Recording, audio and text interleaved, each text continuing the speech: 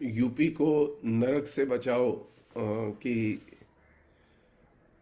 श्रृंखला की इस कड़ी में आज हम लोग बातचीत करेंगे कि कैसे योगी और मोदी ने फेक यूपी और फेक भारत का निर्माण किया है। हम जिस यूपी को जानते थे और जिस भारत को जानते थे उसमें फेकनेस कम थी।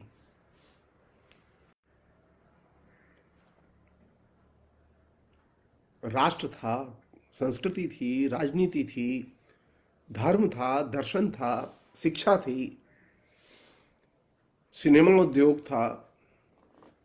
ये तमाम चीजें थीं जो कि अलग अलग रूपों में काम कर रही थीं और इन तमाम चीजों के क्षेत्र, इनकी स्वतंत्रताएं सुनिश्चित की गई थी। लेकिन पिछले मोदी के शासन के आने के बाद 2014 के बाद और 2017 के बाद में जब से योगी का शासन आया उत्तर प्रदेश में, उत्तर प्रदेश का फेक नैरेटिव तेजी से प्रचारित किया गया। इसलिए मैं इसे ये कहना चाहूंगा कि योगी ने जो यूपी बनाया वो फेक यूपी बनाया। नरेंद्र मोदी ने जो अब तक भारत बनाया वो फेक भारत बनाया। इसका तथ्य और सत्य से कोई संबंध नहीं है।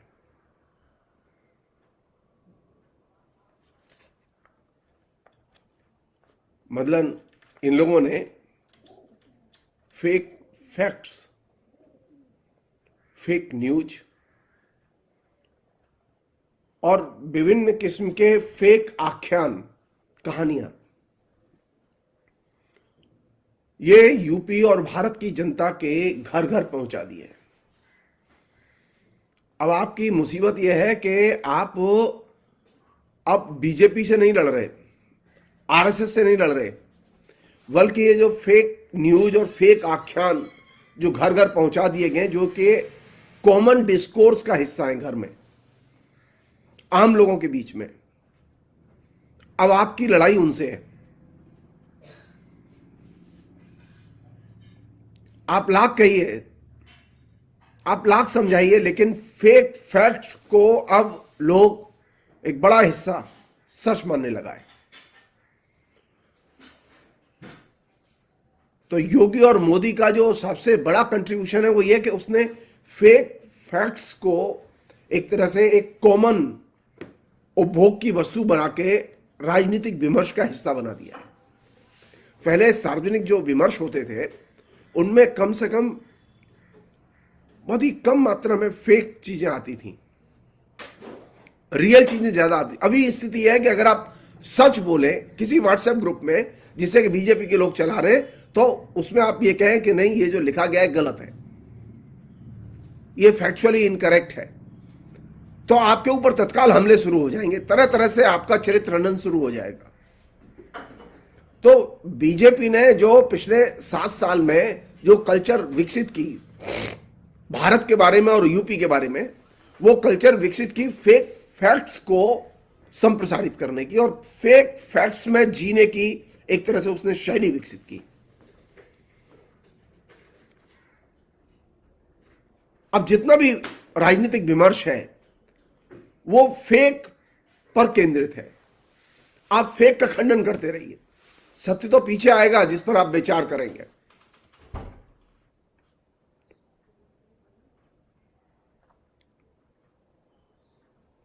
ये फेक है कि आपने कोई काशी का उद्धार किया, ये फेक है।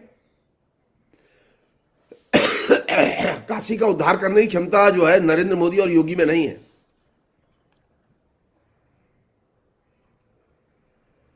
लेकिन ये एक फेक फैक्ट्स की तरह कि काशी का पुनरुद्धार किया गया और काशी को एक नई काशी बनाया गया।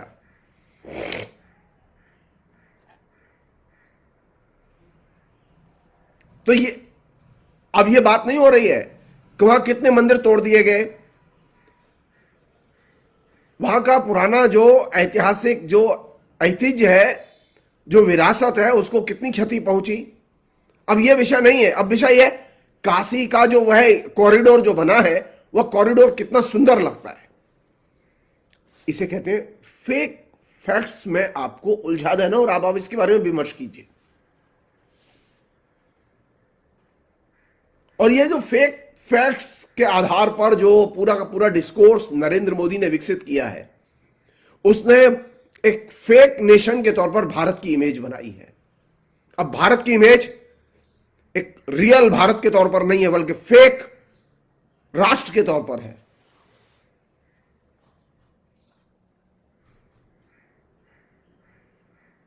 एक संप्रभु राष्ट्र को फेक नेशन में फेक खबरों के जरिए कैसे कन्वर्ट किया जाए, यह कला नरेंद्र मोदी ने विकसित की, और इसका फल सारा देश भोग रहा है।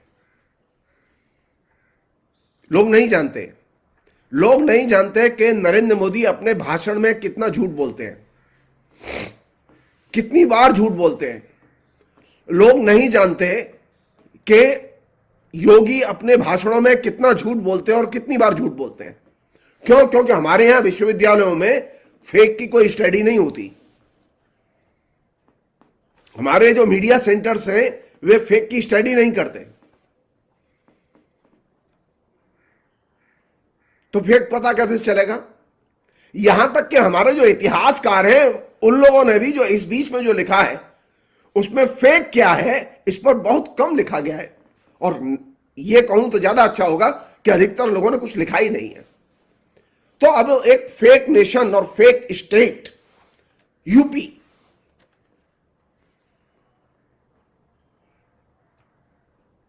और इस फेक को विभिन्न तरीकों से आपके जीवन का एक कॉमन हिस्सा बना दिया गया है। मसलन यह एक फेक चीज है कि धर्म और संस्कृति में अंतर नहीं होता। ये एक फेक आर्गुमेंट है, गलत आर्गुमेंट है। लेकिन ये फेक आया कहां से? जैसा कि माओ कहते थे कि हमेशा ये याद रखो, इस बात की खोज करो कि आखिर विचार पैदा कहां से होते हैं। संस्कृति अलग चीज है, धर्म अलग चीज है, गंगा जमुनी तहजीब अलग चीज है, और गंगा कॉरिडोर या काशी कॉरिडोर एक अलग चीज है।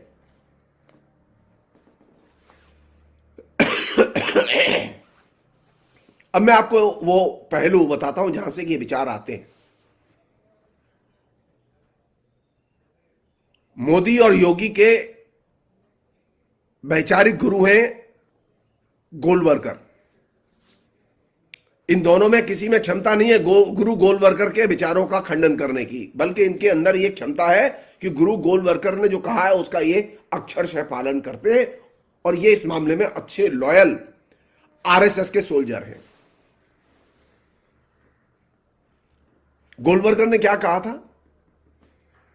गोलवरकर ने कहा, यानी एक है फेक फैक्ट्स, यानी संस्कृति और धर्म को एक में करना, ये फेक फैक्ट्स। लेकिन इस फेक फैक्ट्स को लाया कहां से गया? लाया गया गुरु गोलवरकर की धारणाओं से। गोलवरकर ने लिखा था एक बार, मैं कोट कर रहा हूं उसे, उन्होंने लिखा था कि हिंदुस्तान में धर्म एक सर्वसमावेशी चीज है और उसकी आत्मा ही है हमारे लिए जीवन का हर एक कार्य व्यापार, चाहे वह व्यक्तिगत हो या सामाजिक या राजनीतिक, एक धार्मिक आदेश है। और इसलिए हमारे यहां संस्कृति, हमारे यहां सर्वव्यापी धर्म का उत्पाद भर है, उसका एक अंग है, लेकिन उसे इससे अलग नहीं किया जा सकता।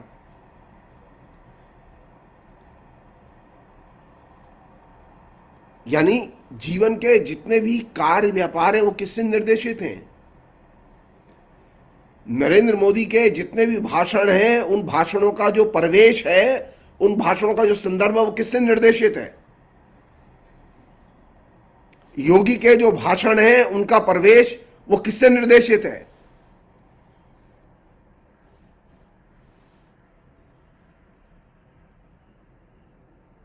धर्म के आदेश, और धर्म के आदेश से सारी चीजें संचालित होती हैं, ये धारणा सबसे पहले आरएसएस के सरसंघ चालक गोलवलकर ने दी। उन्होंने एक और धारणा दी, वो ये कि ये जो देश है ये क्या है, हिंदू भूमि, हिंदुस्तान में हिंदू राष्ट्र है और होना चाहिए। सिर्फ वही आंदोलन सही अर्थों में राष्ट्रवादी हैं जिनका लक्ष्य हिंदू राष्ट्र को उसकी मौजूदा नींद से जगाना, उसका पुनर्निर्माण करना तथा उसमें नई जान डालना है। आगे वो कहते हैं, जो लोग देशभक्त बनते हैं और जानबूझकर हिंदू राष्ट्र के लिए हानिकारक रास्ते पर चल रहे हैं, विश्वासघाती तथा राष्ट्रीय लक्ष्य के दुश्मन हैं, या फिर अगर बहुत उदार हुआ जाए तो बेवकूफ हैं, गुमराह तथा अज्ञानी हैं। अनकोट। जो व्यक्ति हिंदू राष्ट्र की अवधारणा को न माने, आप सीधे एक सवाल कीजिए नरेंद्र मोदी से, भारत हिंदू राष्ट्र है या नहीं है? सारा का सारा प्रोपेगेंडा योगी और मोदी का इनडायरेक्टली वो उन लोगों पर केंद्रित है जो लोग हिंदू राष्ट्र की, आरएसएस की अवधारणा का विरोध करते रहे हैं। सब लोग अच्छी तरह से जानते हैं, लोहिया ने विरोध किया, कांग्रेस ने विरोध किया, नेहरू ने विरोध किया, गांधी ने विरोध किया, पटेल ने विरोध किया।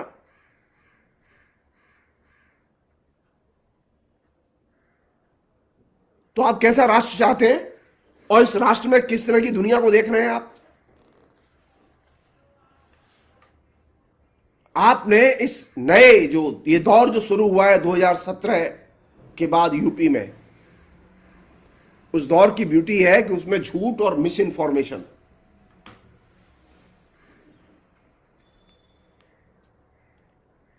इसका बड़े पैमाने पर इस्तेमाल किया गया है।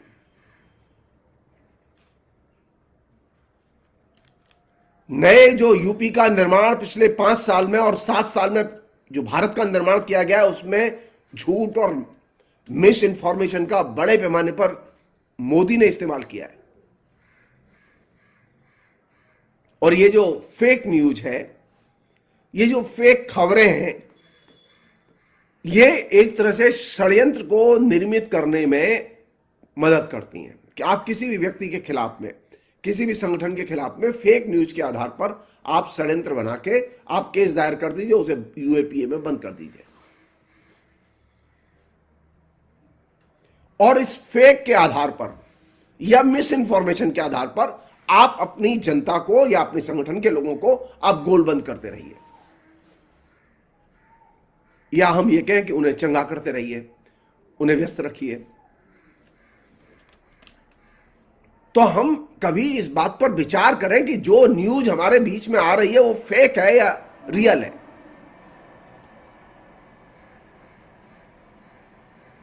जो सूचना आ रही है वो कहीं मिस इन्फॉर्मेशन है या डिस इन्फॉर्मेशन है।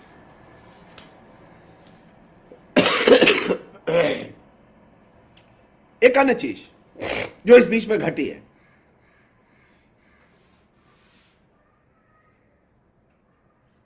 वो ये कि सारे लोग जानते हैं लोकतंत्र के लिए कौन सी चीज महत्वपूर्ण है। लोकतंत्र के लिए महत्वपूर्ण है पारदर्शिता और सत्य। लोकतंत्र का विकास होता है कि सत्य आप जितना उद्घाटित करते जाइएगा, लोकतंत्र उतना ही आगे जाएगा। मैं एक छोटा सा नमूना बता रहा हूं आपको। पंचवर्षीय योजनाओं के कार्यान्वयन के बाद में 73-74 में यह पाया गया कि पंचवर्षीय योजनाओं के फल औरतों तक नहीं पहुंचे। 2004-5 में यह पाया गया कि पंचवर्षीय योजनाओं के फल मुसलमानों तक नहीं पहुंचे। जो डेवलपमेंट का मॉडल जो चुना गया वो नहीं पहुंचा। तो सरकार ने कमीशन बनाया महिलाओं के लिए, पहले महिलाओं के लिए जो कमीशन बनाया बीना मजूमदार के नेतृत्व में, उस कमीशन ने रिकमेंडेशन दी कहां कहां कौन कौन सी जगह जहां पर कि स्त्रियां वंचित हैं। मनमोहन सिंह की सरकार ने जब यह सूचना आई और यह नॉलेज नीचे से निकल के आई कि पंचवर्षीय योजनाओं का लाभ मुसलमानों तक नहीं पहुंचा है, तो सच्चर कमीशन बनाया गया और सच्चर कमीशन ने खुल के उन सारे पहलुओं की चर्चा की और विश्लेषण किया जिनसे यह पता चलता था कि मुसलमानों को कहां कहां वंचित किया गया।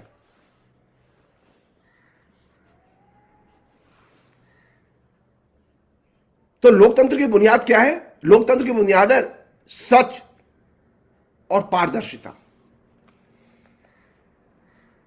लेकिन जो डिक्टेटर होते हैं, नरेंद्र मोदी और योगी जैसे लोग, जिनके अंदर अधिनायकवादी राजनीति के तत्व उनके आचरण में काम करते हैं, उन लोगों की खूबी यह होती है कि वे पहला काम यह करते हैं, वे सत्य को नियंत्रित करने का काम करते हैं। वे जानते हैं अगर सत्य को नियंत्रित कर लिया तो लोकतंत्र अपने आप नियंत्रित हो जाएगा। तो ये जो फेक यूपी और फेक भारत का जो निर्माण हुआ है, वो किस आधार पर निर्माण हुआ है? सत्य के नियंत्रण पर। आरएसएस और भाजपा ने मिलकर पहला काम यह किया कि डेमोक्रेसी रहेगी, संविधान रहेगा, संसद रहेगी, सब कुछ रहेगा, लेकिन सत्य नियंत्रित होगा। और यही वह जगह है जहां से कि सारे के सारे fake news, misinformation, disinformation, fake facts, ये तमाम चीजें संप्रसारित तेजी से की गई। तो ये एक कौशलपूर्ण काम था जो कि नरेंद्र मोदी ने किया कि सत्य का नियंत्रण कैसे किया जाए, और नरेंद्र मोदी इसमें काफी हद तक सफल रहे। सिर्फ 2 मौकों पर, एक तो नए नागरिकता कानून के समय पर और एक किसान आंदोलन के समय पर, नरेंद्र मोदी के इस सत्य के नियंत्रण को जनता ब्रेक कर पाने में सफल हुई। और जनता ने यह प्रूव किया, जन आंदोलन ने यह प्रूव किया कि नरेंद्र मोदी झूठ बोल रहे हैं। तो नरेंद्र मोदी और योगी की जो कला है वो ये नहीं है कि बहुत ताकतवर हैं, बल्कि यह है कि वे सत्य को नियंत्रित करने का काम करते हैं। और सत्य को नियंत्रित वही लोग करते हैं डेमोक्रेसी में जो अधिनायकवादी राजनीति करना चाहते हैं। और इस अर्थ में नरेंद्र मोदी अधिनायकवादी राजनीति के, योगी अधिनायकवादी राजनीति के प्रतिनिधि पात्र हैं।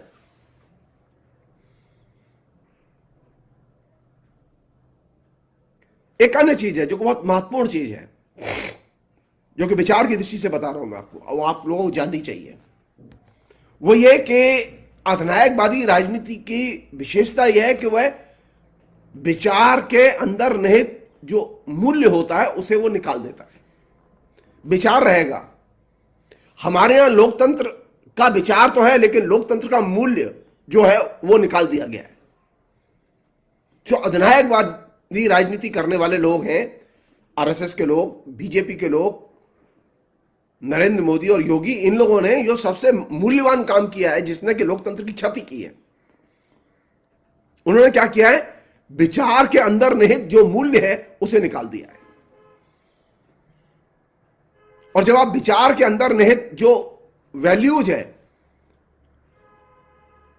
विचार के अंदर निहित जो जीवन मूल्य है उसे आप निकाल देंगे तो विचार अधमरा हो जाता है। विचार जो है सारवान तभी होता है जबकि उसके अंदर जो मूल्य है उसकी सत्ता को हम लोग माने और उसके आधार पर विचार और मूल्य दोनों को रख के विश्लेषित करें। तो हमारे डेमोक्रेसी तो है, लेकिन उसके साथ जो वैल्यू जुड़े हुए हैं वो वैल्यू निकाल के अलग कर दिए गए। तो नरेंद्र मोदी ने अपने फेक नेशन, फेक यूपी के प्रोपेगेंडा के जरिए बड़े पैमाने पर लोकतंत्र के विचार के साथ में जो लोकतांत्रिक मूल्य जुड़े हुए थे, उन लोकतांत्रिक मूल्यों को एकदम पृथक कर दिया। अनेक क्षेत्रों में तो उसको तहस नहस किया और नष्ट किया।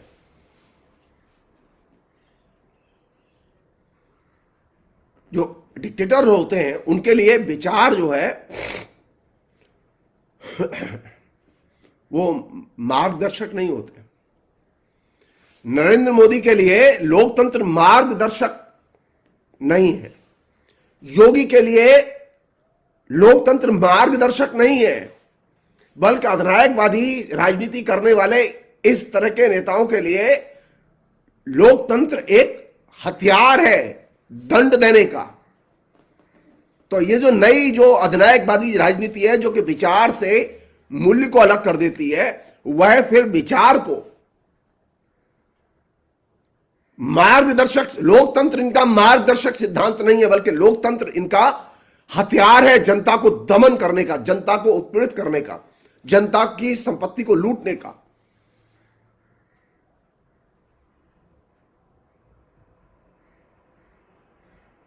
ये जो नया जो कल्चर योगी और मोदी ने विकसित किया है और आरएसएस इसके केंद्र में है,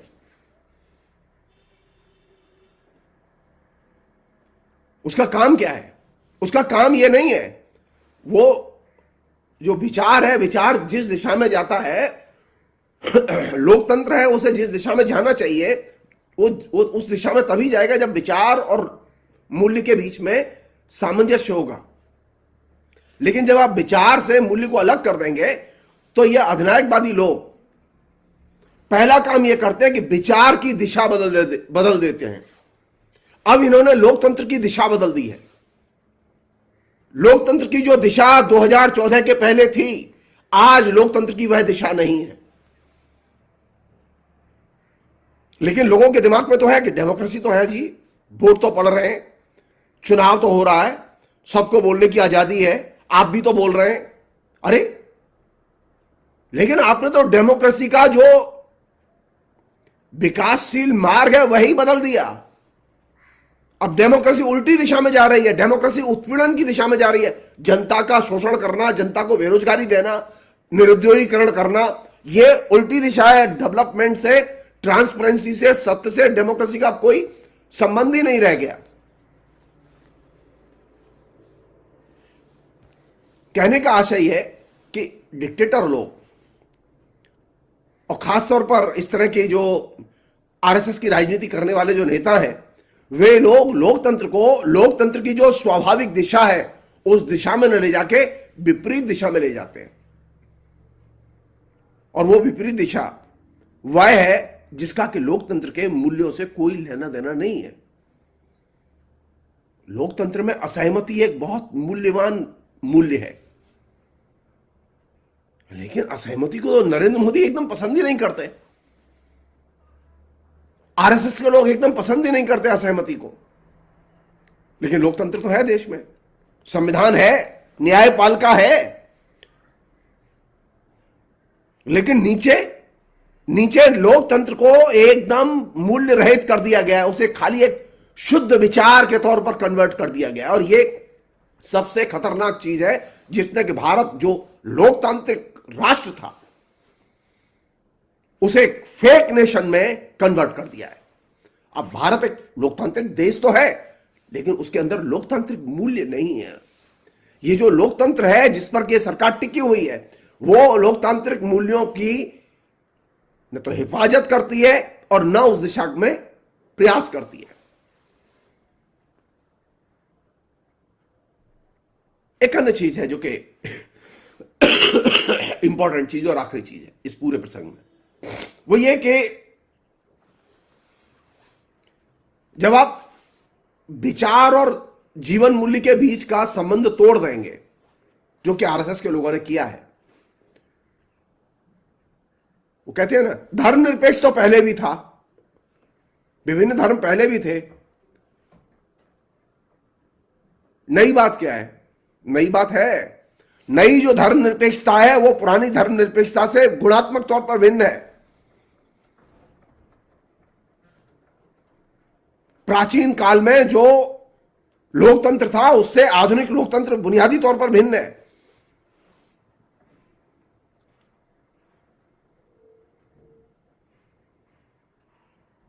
और यह भिन्नता कब नजर आएगी? जब आप मूल्यों के साथ जुड़ी हुई ऐतिहासिकता को देखेंगे, ऐतिहासिक घटनाओं को देखेंगे, तो आपको समझ में आएगी।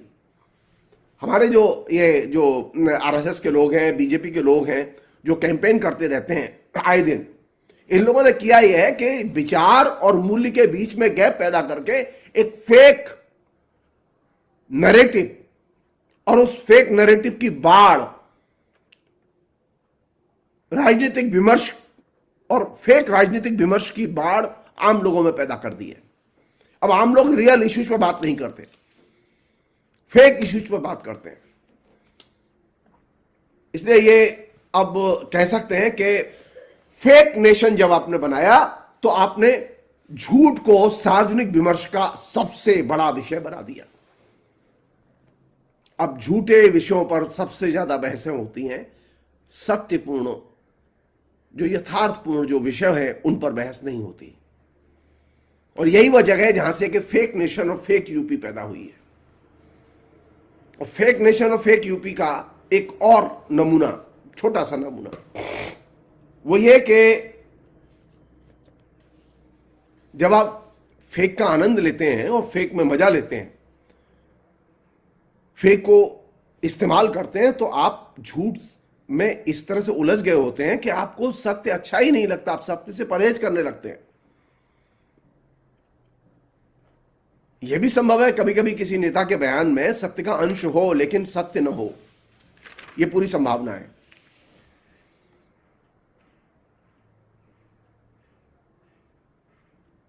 तो इन लोगों ने मिस इन्फॉर्मेशन और डिस इन्फॉर्मेशन फैलाने का बड़ा काम किया है।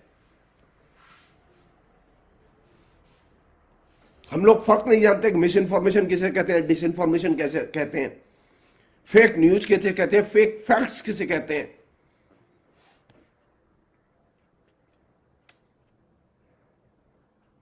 ये जितने भी अधिनायकवादी नेता हैं, वे जब भी भाषण देते हैं तो वे हमेशा किसी न किसी धर्म या संप्रदाय या किसी जाति के साथ में एक रेफरेंस का इस्तेमाल जरूर करते हैं।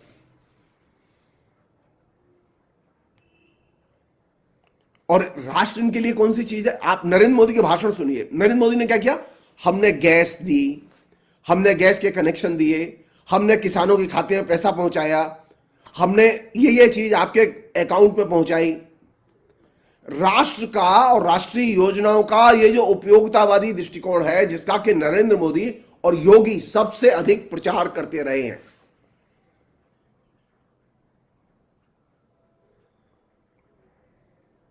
ये नस्लीय राजनीति का सबसे महत्वपूर्ण उपकरण रहा है सारी दुनिया में।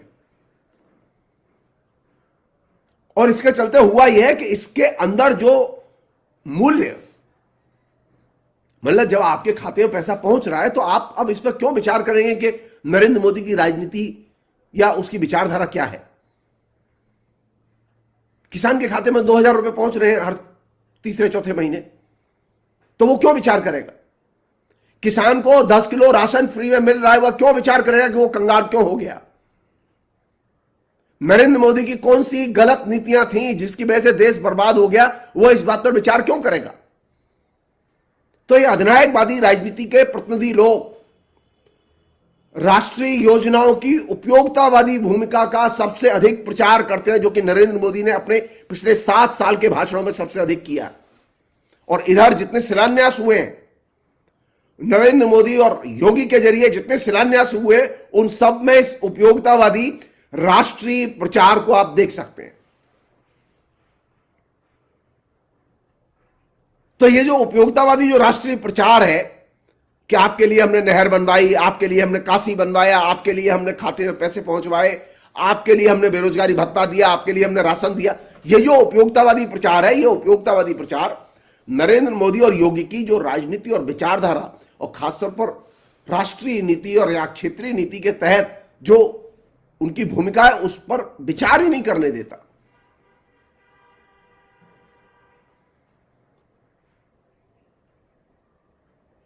और ये एक तरह से, अगर मैं विनम्रता से कहना चाहता हूं, ये गोलबर्गर के भी बाप जो थे नीत्शे, ये नीत्शे के विचारों से संचालित और प्रभावित हैं। और नीत्शे हिटलर का विचार गुरु था।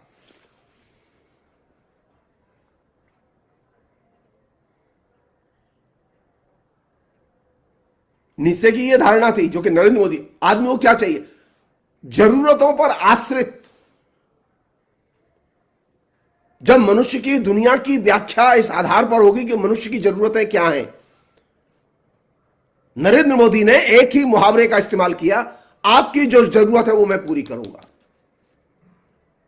तो जब आप जरूरतों के आधार पर मनुष्य की दुनिया की व्याख्या करेंगे तो आप एक खतरनाक रास्ते का अनुसरण करेंगे, जो रास्ता हिटलर की ओर जाता है, जो लोकतंत्र के खात्मे की ओर जाता है।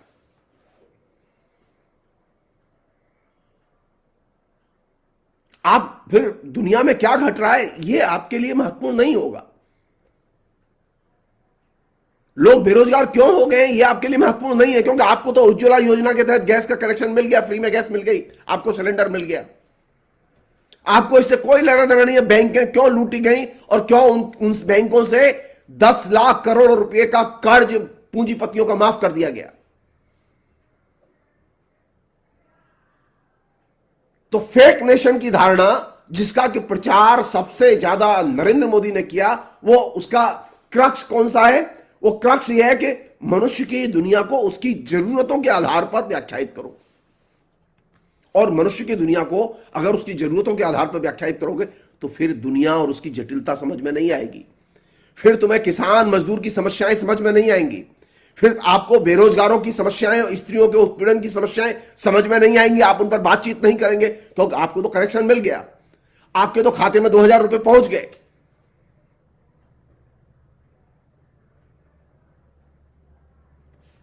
मनुष्य को उसकी जरूरतों की दुनिया के आधार पर देखो और उसे कीड़ा बना दो, अभ्यस्त बना दो। यह धारणा नीत्शे की थी जिसका कि नरेंद्र मोदी ब्लंटली इस्तेमाल कर रहे हैं।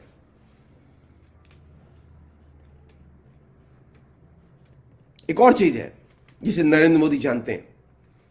नरेंद्र मोदी ये जानते हैं, योगी ये जानते हैं, अधिकतर लोग असत्य में या झूठ में जीते हैं।